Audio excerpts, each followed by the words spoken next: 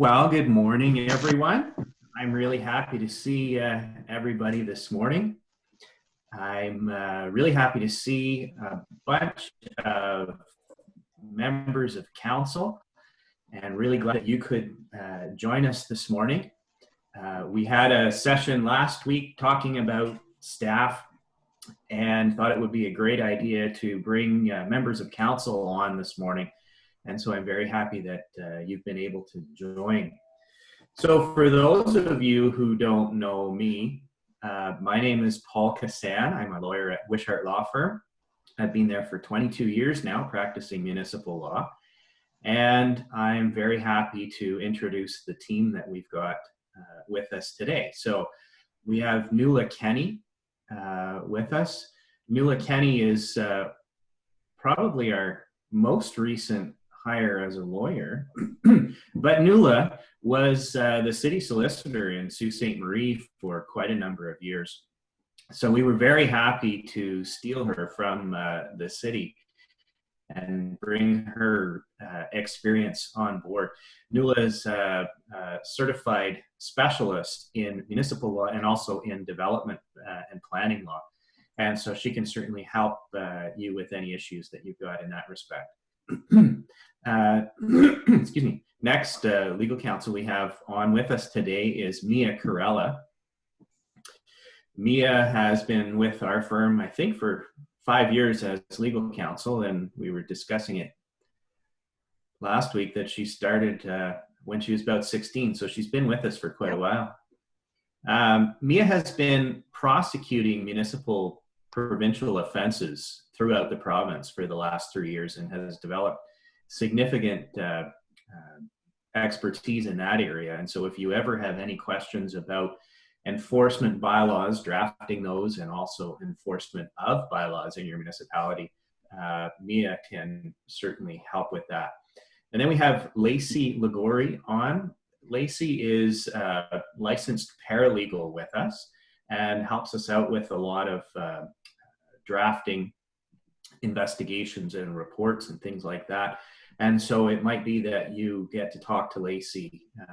She can do a lot of things for municipalities and certainly building her experience in that regard. And then Brittany Hodgkinson is the municipal point person that we have reacquired. She also started with us when she was about 16 and went off to get Toronto out of her system, and we're happy that she's back with us now. And you'll certainly hear from Brittany. And if you ever need to get a hold of anybody, Brittany can locate us and make sure that you talk to a live body. So feel free to reach out to Brittany. So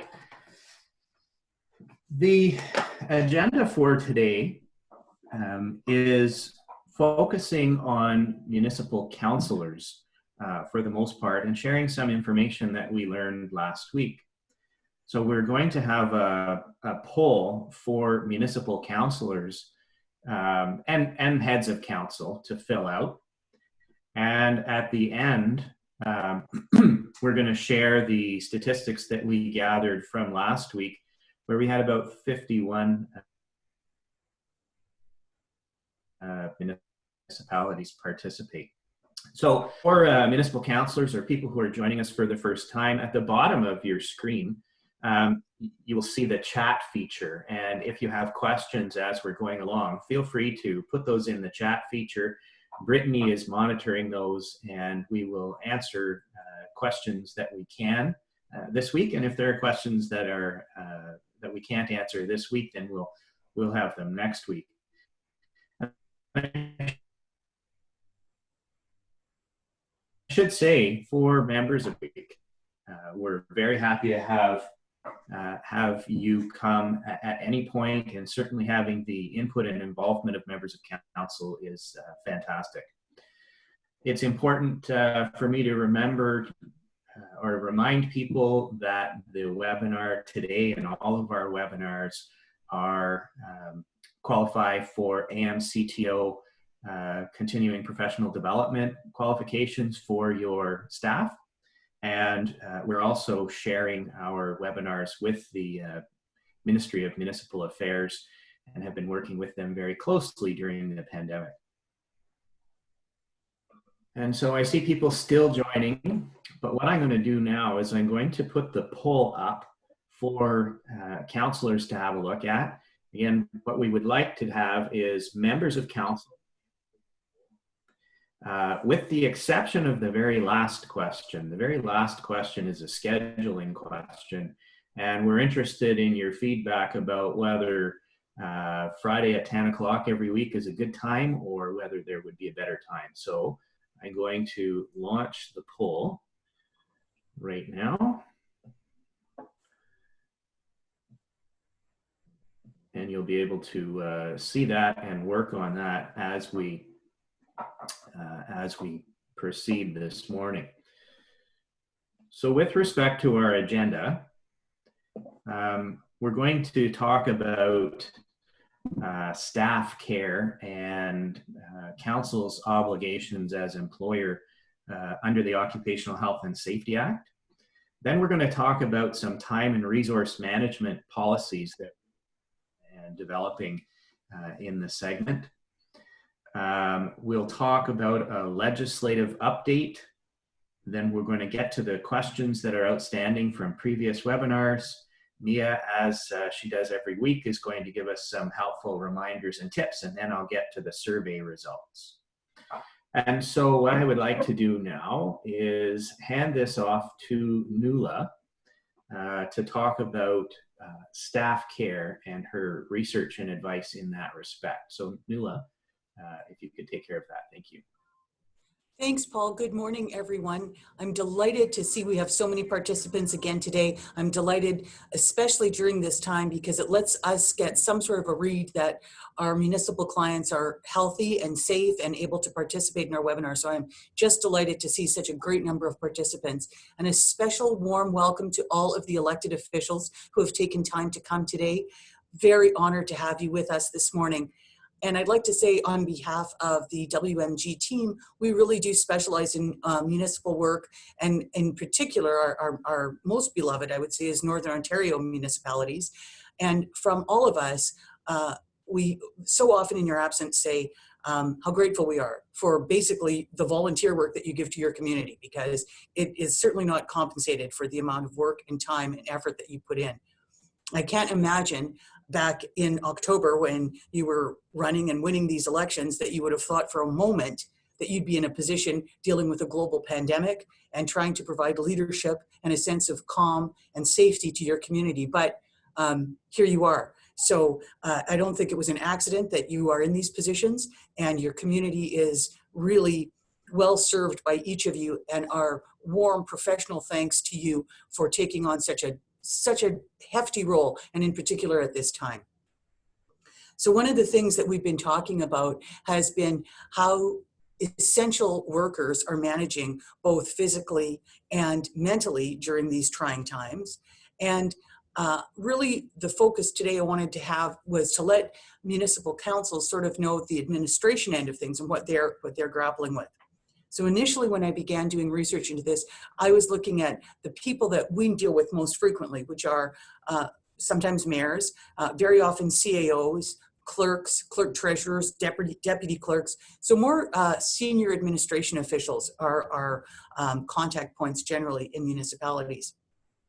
But what we're finding, not just in the municipal sector, but globally, is the essential workers, the people that are still working, really fall into two camps. You have high-end administrators like your CAOs and clerks and deputy clerks, treasurers, and then the other end that are really not the most paid in your municipality, the cleaners, the transit operators, the transit cleaners, security guards. So really two pockets, but similar problems. And they are really, last week Mia did a wonderful overview about the difference between burnout and stress. And burnout is really just a sense of apathy, an inability to manage the day-to-day work, and a lack of interest in it. Stress is sometimes beneficial to us. Sometimes it can give you an adrenaline pump that you need to get work done. But too much stress and burnout, the two together, can quickly lead to physical problems that we are all too familiar with. Heart disease, trouble with digestion. Some people are saying there's a link to even more chronic serious diseases like cancer from these these mental components that are leading into physiological ones. So it's critical for essential workers, and as councillors and mayors, reeves, you are essential workers.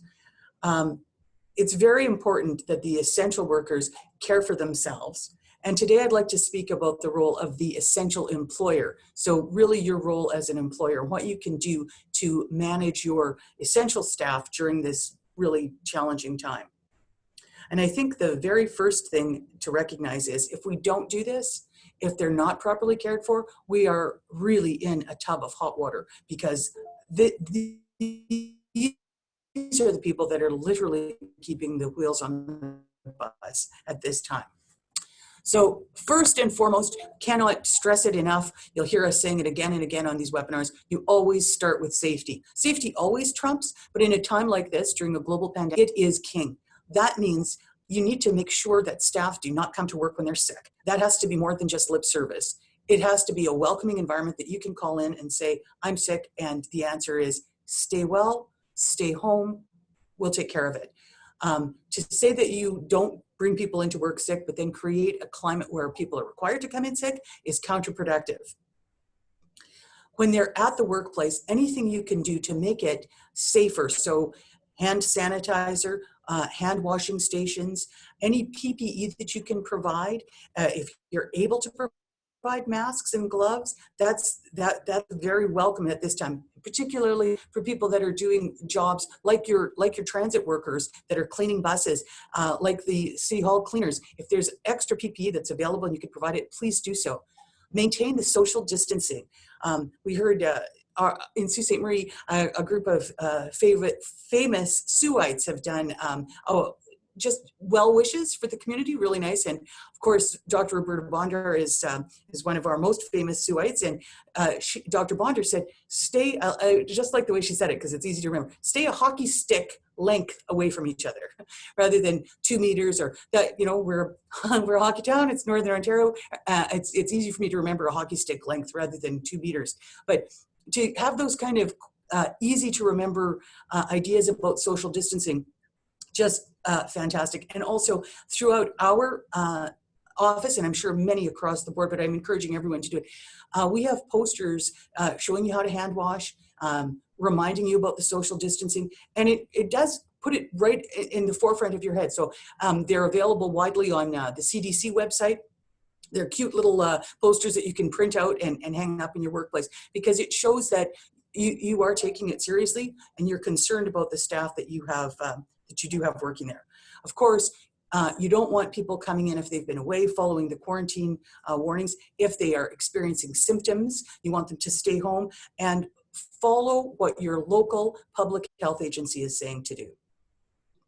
The second tip I guess I would give is to communicate, and particularly for the elected officials, you're being called upon now to be, I guess I say sort of colloquially, you're being called upon to be the grown-up, the real grown-up now. The person that is going to exude calm, that's going to behave properly, and don't think for a nanosecond that you're not being watched. You are being watched, and community members will say, I saw her standing close to this person. I saw him in the grocery store, and he was picking up all the fruit, and I didn't think he had gloves on. And you're definitely being watched, especially in small communities. And the Sioux is a small community, and I know a lot of people joining us today are in even smaller communities. So your behavior sets the tone. You need to show that you're taking the public health restrictions very seriously, and that you are exuding a sense of calm and leadership for your community. Likewise for your staff.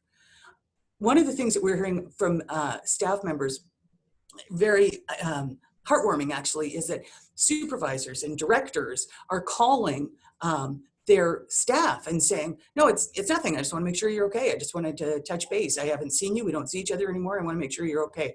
And I think for a lot of CAOs and clerks, dealing with city council, dealing with the mayor, with the reeve, with all the various elected officials is part of your job. So it's not intimidating. But for some of the other people in your organization, to receive a phone call from the mayor said I did a good job, boy, that can go a long, long, long ways. So communication is very key. If you know something, if you learn about something, you know how the organization is going to unfold, the sooner you tell your staff, the better. Sort of in a similar vein is the notion of appreciation. And we're continually saying, now you're seeing what's essential. Now we're all learning who essential workers are. And now we're all learning how important they are to our daily lives, literally. So if you have a staff appreciation program, now is a great time to dust it off and bring out whatever awards you might have. And honestly, they do not have to be substantial. It is as simple as a phone call, an email, a note saying, I noticed that you did this work. I really appreciate it. People that are going into work, like all of us, aside from trying to do the work and the challenges that we're having with teleworking and so forth, people are scared. People are scared of getting sick. Everyone has a personal life. Everyone has someone in their life that's sick or elderly or immunosuppressed or any number of things. It's scary to go into work. So to appreciate just the amount of dedication, obviously, that you are giving as elected officials, but also that your staff is given. And we deal with lots of employers. And I will always say that municipal staff have a level of dedication that you don't see in a lot of other sectors. There's an awful lot of integrity, and people that go into work, much like people that run for municipal offices, the municipal staff far and away have a great deal of integrity. And you're seeing that now in these pandemic times. We talked to a lady a couple of weeks ago following a Friday call, a senior administrator, and we had a nice chat, and we said, okay, well, goodbye, have a nice weekend. She said, okay, well, I'll be in here. I'm coming back to my office. And we hear that again and again, people giving over and above what they need to.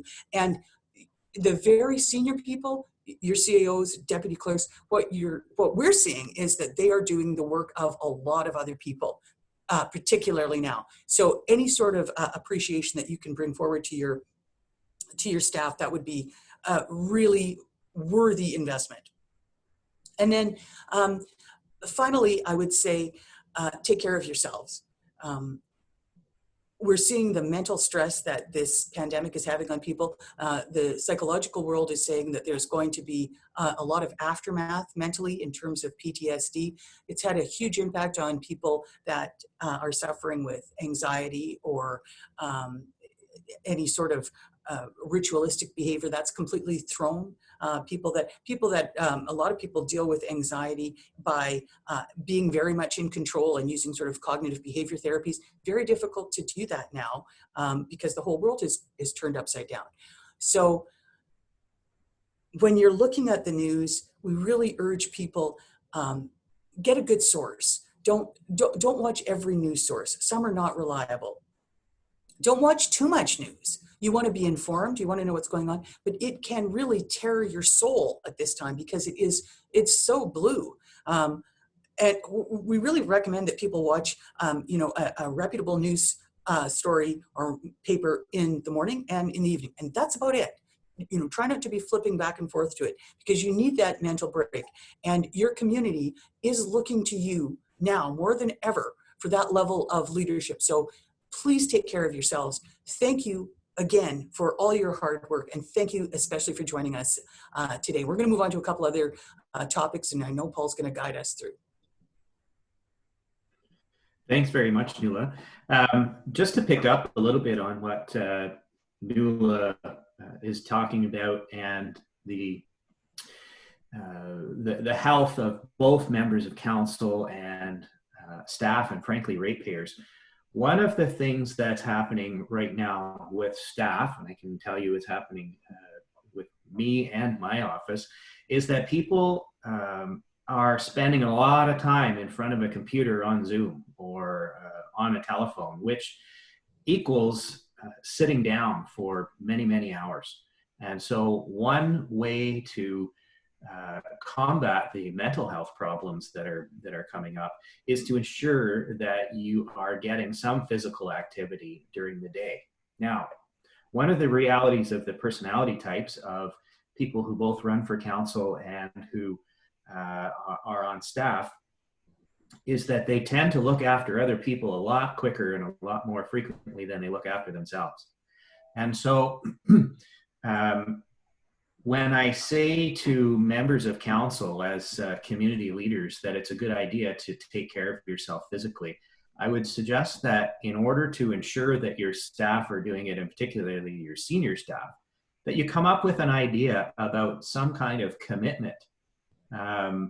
You know, with a group that I associate with, we have a Fitbit challenge every day to try to make sure that people are getting their steps in, because I was noticing that I would sit down at my office chair at 8:30 in the morning and all of a sudden it was dark outside.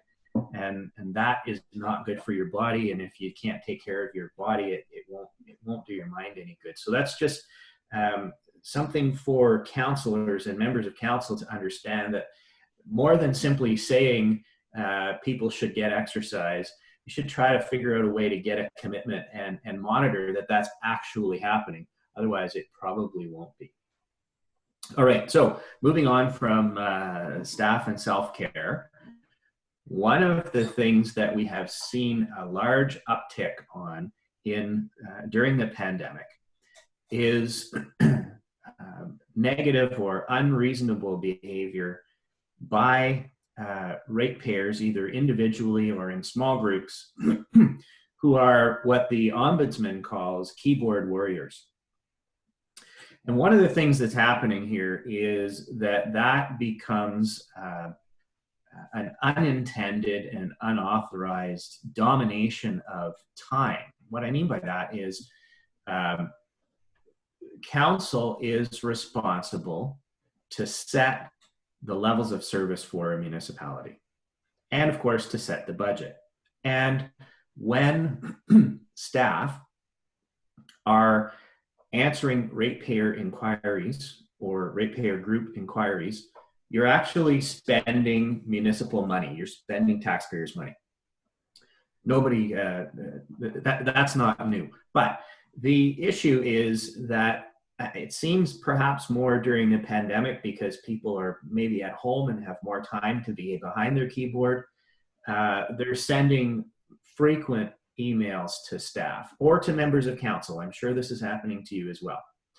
And that is, in some cases, amounting to tens or even hundreds of emails a day, and then staff are trying to answer those emails or inquiries or phone calls or whatever they are, and diverting their work from the essential services that the municipality is offering, or the budgeted services and programs that the municipality is offering.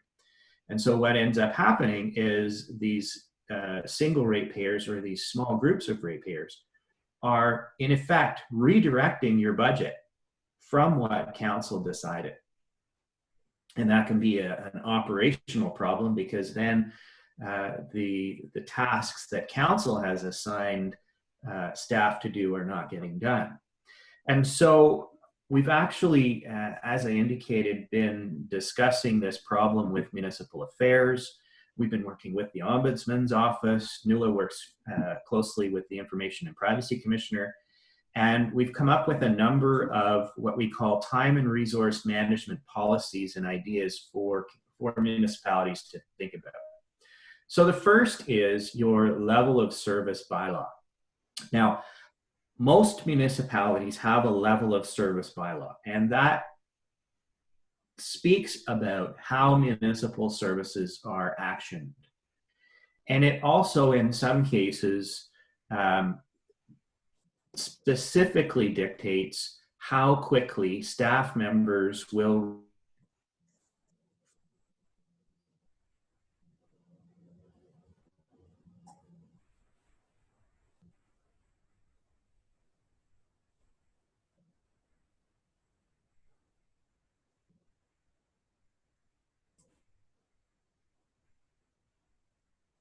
So Paul's frozen, but I don't think he realizes that.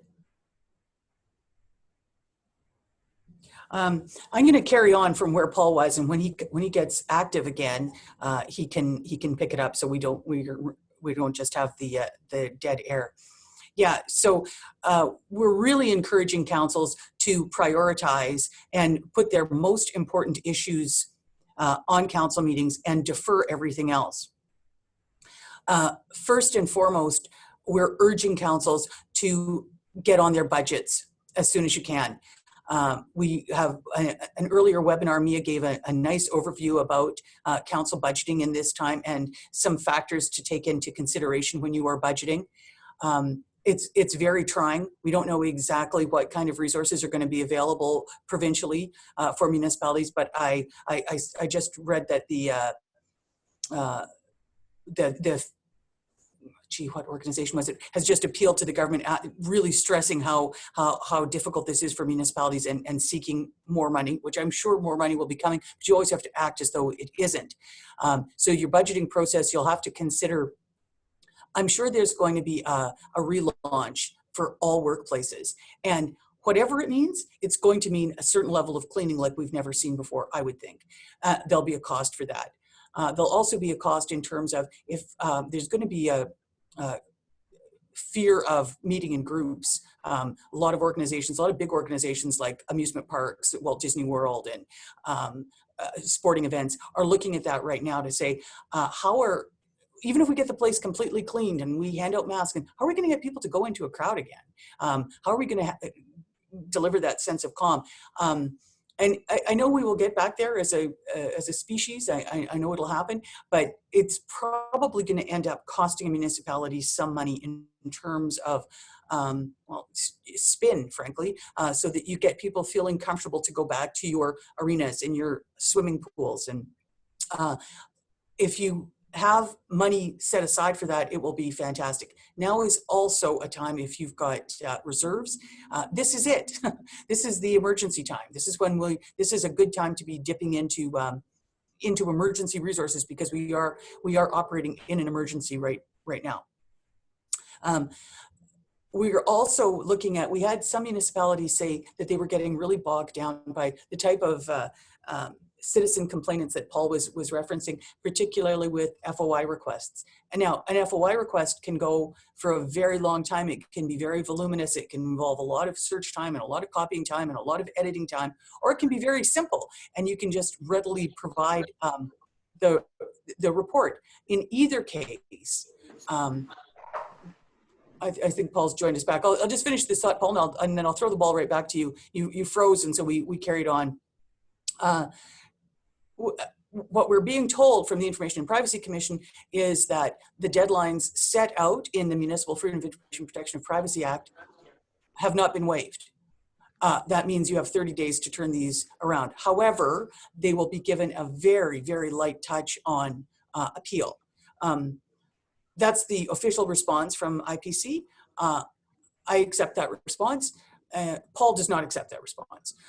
Paul thinks that there's a way around it, and he's explained it to me, and I think he's right. So if you find that you are getting bogged down with freedom of information requests because they're either very voluminous or because they're not voluminous, but you're just too taxed, you just cannot possibly get to even these minor applications, and you want the permission to not have to do it right now because you're trying to pick up garbage and you're trying to get your infrastructure ready for the spring pothole season, and you just don't have time to do it, and you're on skeletal teleworking staff.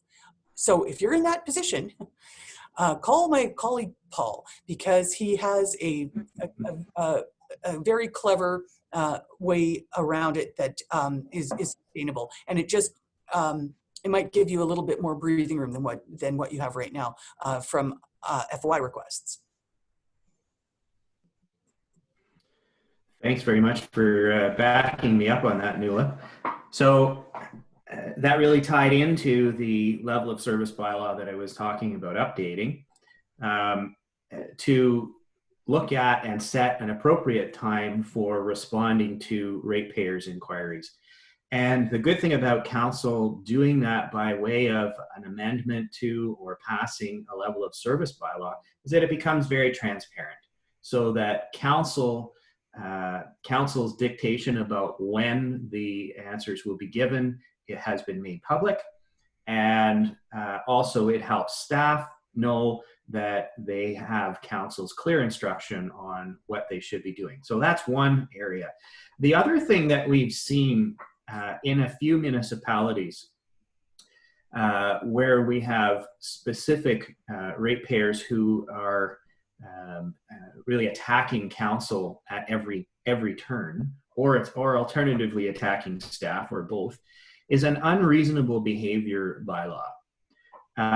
And this is actually something in conjunction with the next one that WMG is considering doing a drafting workshop for, if there's interest. And so if you have interest in these, perhaps drop Brittany Hodgkinson an email to indicate that, and if we get enough interest, we'll do a drafting workshop. So an unreasonable behavior bylaw is becoming more and more prevalent, and it comes from the theory that while municipalities deal with ratepayers on a daily basis and affect their daily lives, neither staff nor council signed up to be abused.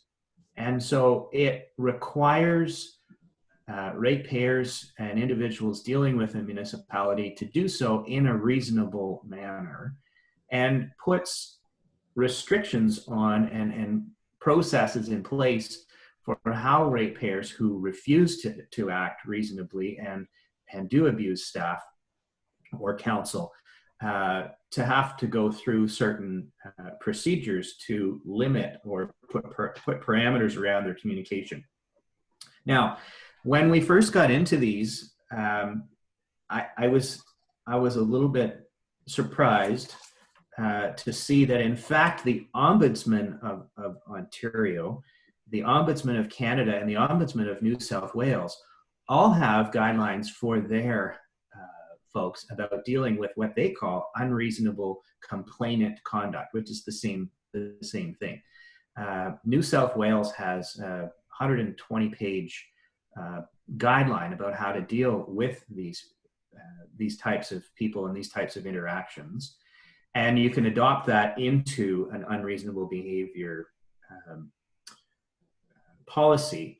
And you should know and have some comfort that the Ombudsman's office is not only supporting municipalities that do this, but they're encouraging it in their decisions. And if you look at the Red Rock decision of Ombudsman Dubé, you'll see him commenting on that, and you'll see him looking at this kind of policy from multiple different municipalities.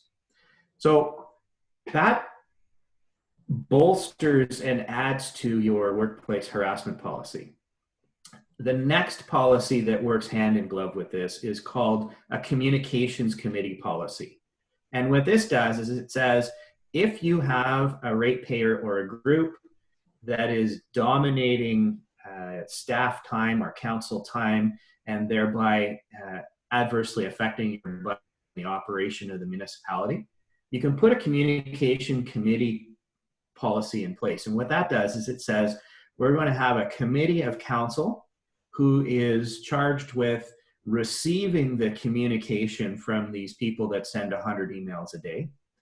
We're going to vet that communication, and then we're going to make recommendations to council about how that communication be dealt with. Either that it be simply filed and not responded to, or as is often the case, maybe there is something that needs to be looked into, but council decides when and how the municipal resources are going to be spent.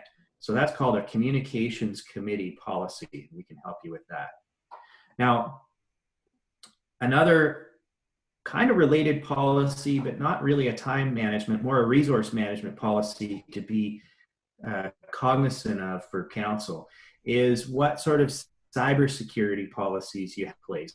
Really important right now during the pandemic as we're acting and working remotely, to make sure that your information technology systems are secure and being used properly, and keeping in mind that, well, I might have ways to deal with MFIPA requests right now.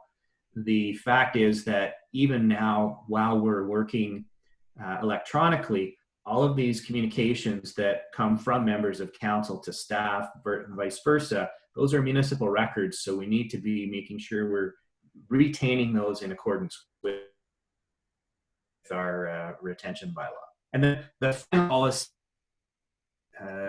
suggest council look at, and it may be more than one, is a business continuity policy.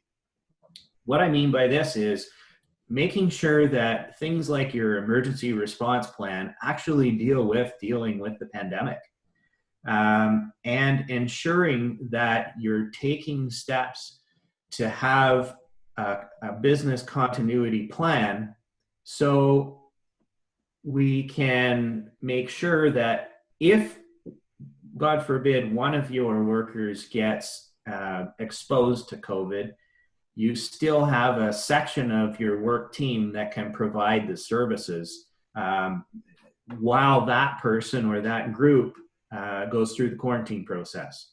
Now, what many municipalities, larger municipalities, are doing is they're dividing their workforce into multiple segments. And those segments don't work together, so they don't cross paths. They're doing things like assigning particular pieces of equipment to an individual staff person, so that person is responsible for it. Now, where you've got a 1 or 2 person public works department, that's a bit of a challenge. But the solution, I think, is to adopt something like we do with all of our volunteer fire departments and have mutual aid agreements between municipalities to say, if my public works guy or a woman is off for 14 days, will you, neighboring municipality, back me up, and I'll do the same for you. So that's just some ideas that we've got about business continuity. So if anybody's interested in some help on all of those policies or any of them, or want to talk further, we're happy to do so. And I'm now going to turn this over to Mia for the legislative update about changes that have happened during the week.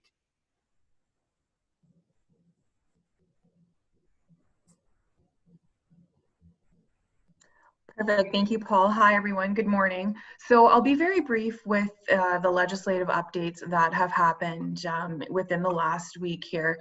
So as we know, on April 23rd, the Ontario government had extended all emergency orders until May 6th. And those emergency orders ranged from orders about closure of establishments, prohibiting public events and gatherings, drinking water and sewage, off-peak electricity pricing, traffic management, and so on. And then again on April 14th, the provincial emergency declaration was extended to May 12th. So for those of you that weren't on the webinar last week, that is an update with respect to extension of orders. Further, on April 25th, the Ontario government extended the closure of Ontario's provincial parks and conservation reserves to May 31st, 2020. So this includes car camping, backcountry camping, roofed accommodations, day use opportunities, access points, and all public buildings. And also provincial parks and conservation reserves will continue to remain fully closed to all recreational activities. On April 26th, the Education Minister had announced that all publicly funded schools will remain closed until May 31st. And of course, this is an effort to keep students, staff, and families safe. And then on April 27th, this was a kind of a positive update here, that the government announced their 3-stage plan or 3-stage approach to reopening the economy. And they've announced it in a way to ensure that appropriate measures are in place so workplaces can open safely. So I'll briefly just go through the 3 stages that the government had talked about. And stage 1 dealt more with businesses that were ordered to close or restrict operations, or opening select workplaces that can immediately modify operations to meet public health guidance.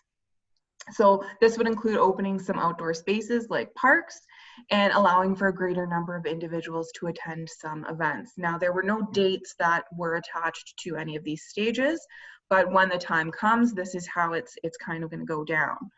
Stage 2 would deal more with workplaces opening more workplaces that were not opened in stage 1, and that would be based on risk assessments. So that would include some service industries and additional office and retail spaces. And then some larger public gatherings may be allowed at that point, and more outdoor spaces would open. And then stage 3 dealt with the opening of workplaces that were not included in stage 1 and 2, and perhaps further relaxing any restrictions that were placed on public gatherings. So that's all I have with respect to legislative updates, and I can turn it back to Paul. Thanks very much, Mia.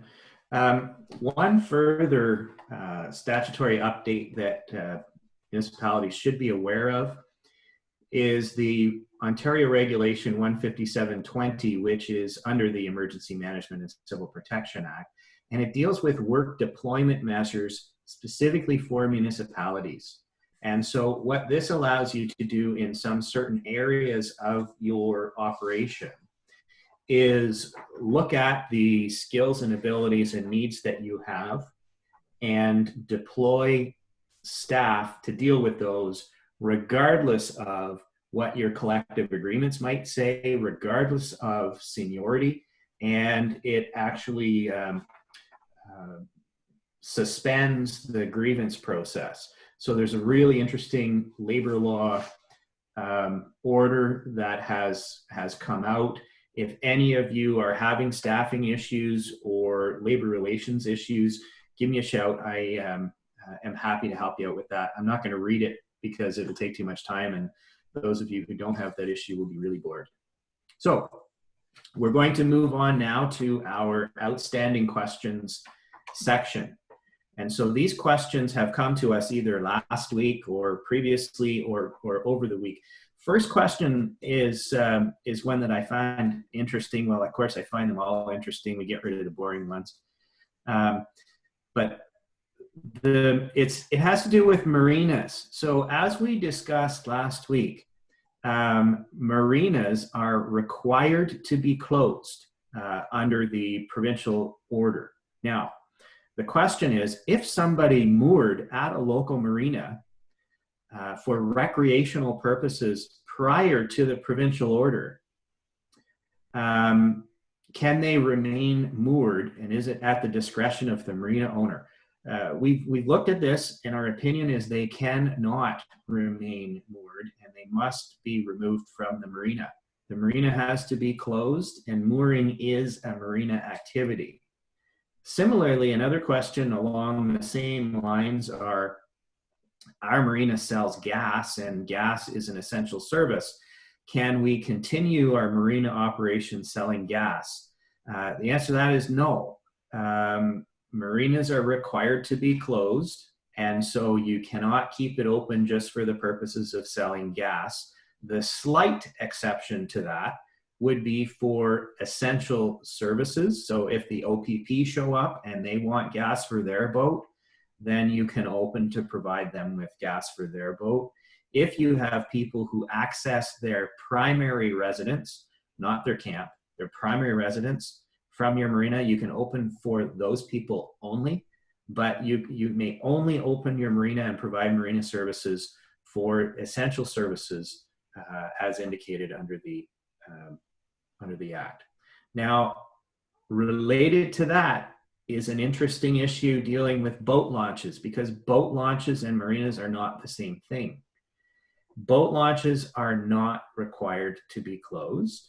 However, the municipality in which they're located can decide to close them.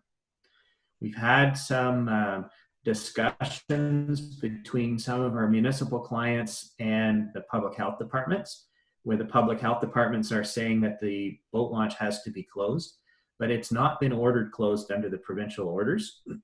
So the municipality may close it, but they don't have to.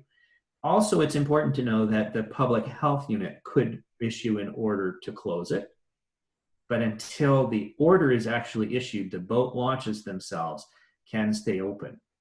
They would be subject to the social distancing orders. Now, along the same lines, There was a question, does a municipality need to post signage that a park is closed? The order does not require signage to be posted. However, it does require the municipality to close certain public recreational amenities. And the definition of recreational amenities is specific. It's not a general definition. So it includes things like a picnic area, like a playground. And so I would suggest that while there's no requirement to put a sign up saying that those are closed, and the requirement is on the users to know that they're not allowed to use those, it would be a best practice to tape them off so that it indicates that they're closed, so that if there was any question about whether the municipality was compliant, we can say, well, here's how we, here's what we did to close the issue. So I will hand this over to Mia now to answer a question that I think I stole.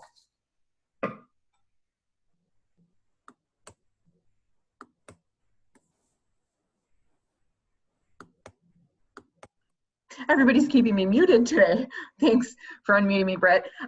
So there was a question that had to do with community gardens and, you know, whether or not they were an essential service and so on. So I think it was the day after this question had come up about community gardens being essential that the provincial government did deem them essential.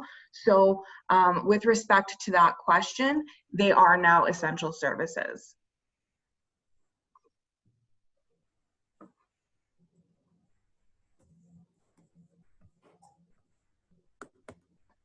Okay, thanks, Mia. Now we're going to hand it over to Nuala to deal with another labor relations question and a privacy issue. Paul, can I get you to read the question? I can't retrieve it. Yeah, so the question is that the union has requested to be notified if any of our staff are diagnosed with COVID. How much information are we allowed to release with respect to privacy issues? Right, so thank you. That's a question that we get in various forms all the time, not just during this global pandemic, but the short answer is the employer or the union are entitled to know what accommodation the employee requires. Employers and unions are not entitled to know what the diagnosis is. You don't need to know that I am suffering from nerve damage. All you need to know is that I can't lift more than 2 pounds. So the same thing holds true here. If a staff person is diagnosed with COVID and you are told that as the employer, you should not be sharing that. You can share what accommodation is needed, but not beyond that. So if the staff person chooses to tell their union, they're welcome to do so. I also would remind the union that's making the ask, the entity that we are protecting is one of your members, and their privacy is critical. So that's not disclosable, and you know, shame on the union. They know it's not disclosable. They shouldn't be asking that.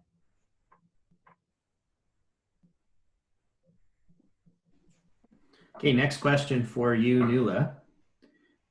Similar question is, does a municipality have the right to know that a positive case of COVID exists in the community? Who is responsible for policing persons directed by the health unit to isolate while they're awaiting COVID test results, or I suppose to quarantine if they have a positive test? And right. Okay, sorry, go ahead. Right. We're seeing that more and more. And you know, one of the things that I think as a people we're going to look back on is how this began as something that was scary from a medical perspective. And then it took on different tentacles of fear, like the economic perspective.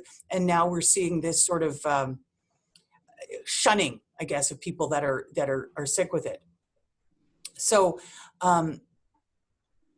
in terms of how do we know where the cases are, we're hearing it particularly community leaders. We're seeing mayors and elected officials saying, we want to know from our health unit, when you say there's 12 cases in Algoma, is that in Sault Ste. Marie, or is it, and the answer is, it falls to the health unit.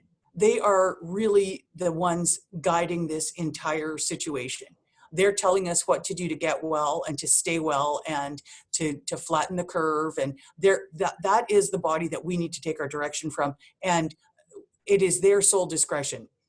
So they are telling us what to do. They're telling us where the cases are in accordance with their rules and regulations and to quell panic. So if health units start saying, yes, in the northern section of Sault Ste. Marie, okay, they'll start to say that. But at the moment, they're not. They're going by just by district. There's no feet to put to any fire to try and get them to disclose more. We don't have a right to know where the cases are more than what our local health units are telling us.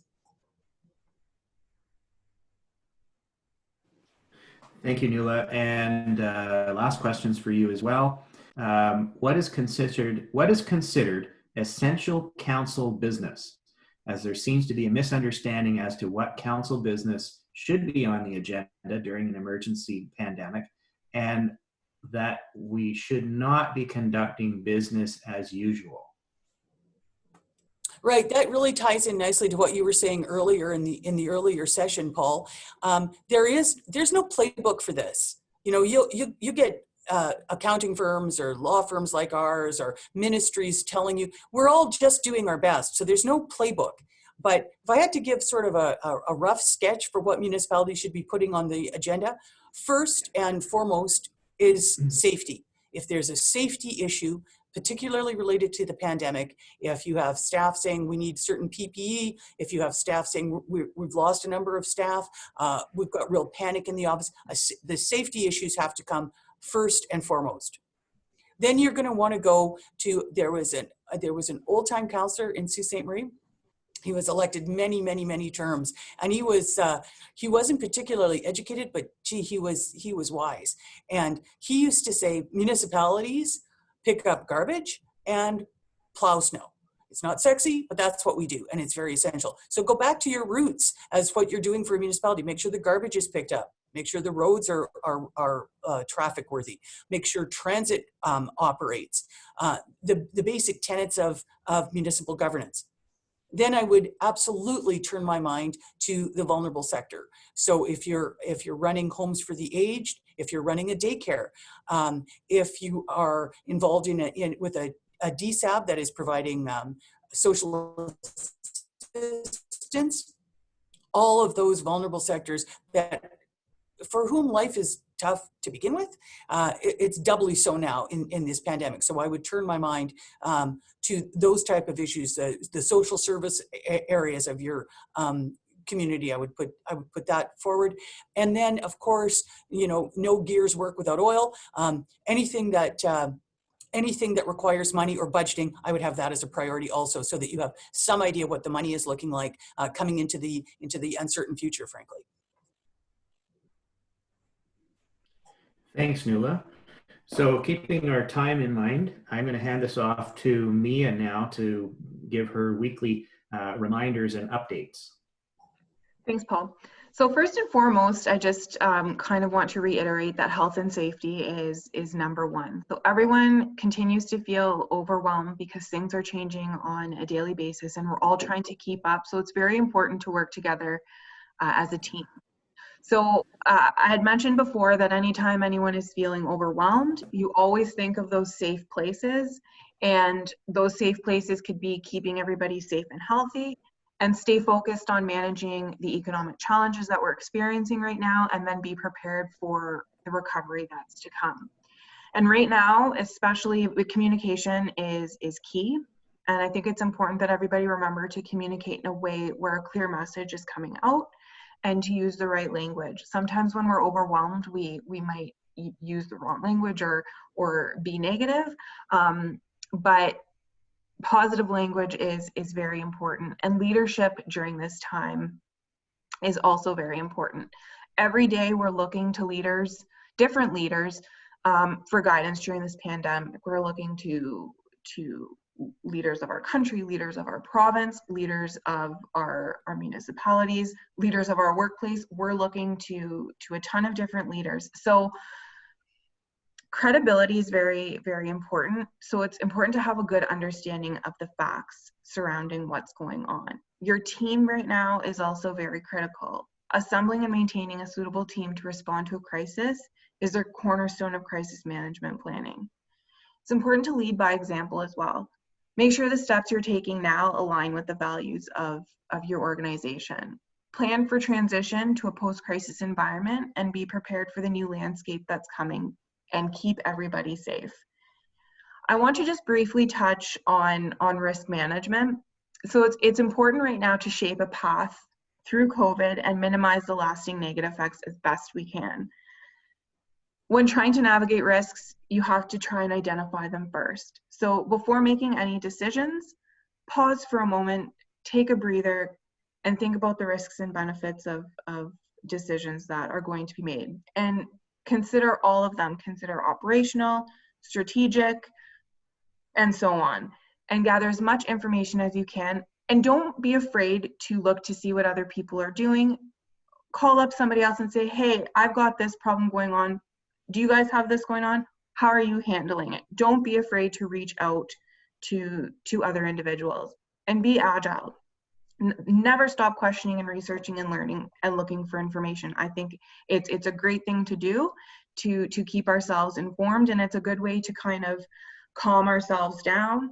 And when we're overwhelmed, we tend to look at the negative side of things, but sometimes when we just calm, we take a breather, we do a little bit of research, we can make ourselves feel a lot more comfortable with what's going on. So right now, the whole world is questioning what the new normal is going to be. And our plan 3 months ago may not certainly be what it is today, but that's okay. We just return to our values and we just redefine the plan that we have in place. And always think about your people. Your people are your most important asset. We're all stressed, we're all very tired, and sometimes we're scared. So listen to what people are saying and take the time to communicate, and use other individuals as a sounding board, because we're all here to support each other during this time. So always keep a checklist of things you want to do, and always go back to that checklist, and that's kind of like your safe places. Keep focus on what the priorities are right now. That's safety and that's health. Stay informed, assess and reassess, communicate, safeguard your organization's values and the culture, and consider the opportunities that are out there, and always keep a long-term focus, and don't be scared to reach out. Thanks, Paul. I'll turn it back to you. Thank you very much, Mia. A couple of things to build on what Mia just said. We're getting close to the end, but one of the realities of your job, and I'm speaking to both members of council and staff, is that there are going to be people in your community who don't like your decision. That's not a reason not to make a decision. People are going to use Facebook, they are going to use social media, they are going to speak badly about you. If you want some interesting entertainment on this point, have a look at Doug Ford's Twitter feed and look at the disgusting responses that come to him after he makes a decision. Look at that with a bit of a security blanket, because yours are going to be less bad than his. That is going to happen. Keep in mind the population of your municipality. If you have a municipality with 1,900 people in it and only 10 people are saying bad things about you, it's a success. And so just keep that in mind. Okay, so here are the results from our poll today. I really thank the elected officials for answering this. So 100% of the elected officials believe that staff are are more stressed during the pandemic. The next question is interesting. A whole range of things. The majority think that their staff are doing between 26 and 50% more work. Some think they're not doing any more work. Some think they're doing less work than during the pandemic. But generally, it looks like between 26 and almost 100% more is the vast majority of staff. Now, if that's true, then we've got to be making sure as municipal leaders that that we're giving our staff the time and the resources to get that more work done, and also watching them for burnout and breakdown. Do you think the staff are more worried about their family's health during the pandemic? Almost universally, yes. Have you as members of council experienced more or less work? 63% say yes, 38% say no. That's an interesting split. So most say yes. Do you know if staff have a vulnerable family member? This is an important issue. 69% say yes, the staff either have a vulnerable family member or the staff themselves are vulnerable. So that means it's important for us to ensure that we've got good programs in place to protect them and allow them to work safely. And then the last issue is when to do this webinar, and it looks like we're staying with Friday. So I want to share, before everybody leaves, the results from last week and just show you how those relate. So last week we asked, I'm sorry, I can't see my screen. Bear with me.